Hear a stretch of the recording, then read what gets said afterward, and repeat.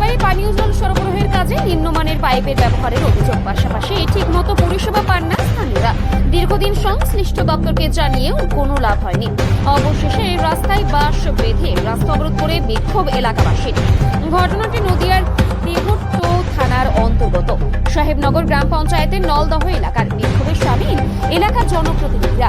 ওই এলাকার পঞ্চায়েতের প্রতিনিধি হাবিবুর রহমানের দাবি, এলাকায় পানীয় জল সরবরাহের জন্য যে পরিমাণে জল সরবরাহ করার প্রয়োজন তার তুলনায় অনেক কম সরবরাহ করা হয়, যার কারণে একাধিক পরিবার এই পানীয় জল সরবরাহ আগে থেকেই বঞ্চিত পরিষেবা থেকে।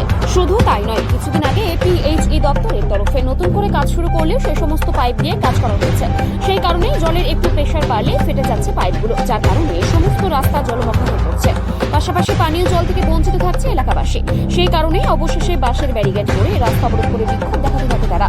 তাদের দাবি, পিএইচই দপ্তরের তরফে যতক্ষণ না পর্যন্ত ভালো মানের পাইপ দিয়ে কাজ শুরু করছে, পাশাপাশি সঠিকভাবে জল পরিষেবা দেওয়ার আশ্বাস দেয়, ততক্ষণ এই বিক্ষোভ চলবে। আমরা এখানে জলের দীর্ঘদিনের সমস্যার মধ্যে দিয়েই যাচ্ছিল।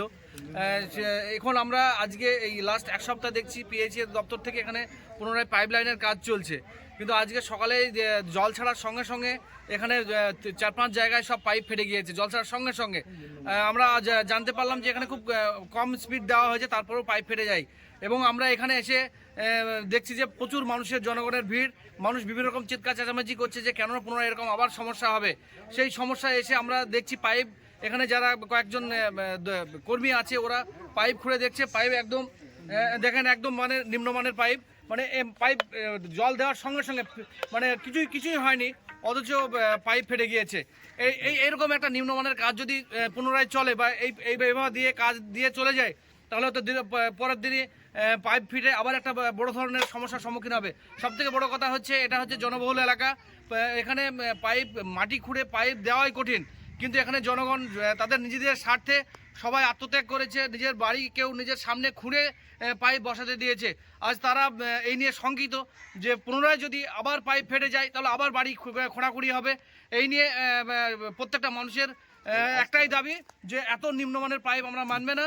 এই পাইপ পুনরায় পাইপ তুলে আবার নতুন পাইপ মানে ভালো পাইপ দিয়ে আবার নতুন করে এই কাজটা কমপ্লিট করতে হবে। এটা কতক্ষণ চলবে? এই অবরোধ আজকে সারাক্ষণ চলবে, যতক্ষণ না পর্যন্ত দপ্তর থেকে কোনো লোক এসে এর একটা সুরাহা করবে, ততক্ষণ পর্যন্ত সাধারণ মানুষ এখান থেকে নড়বে না।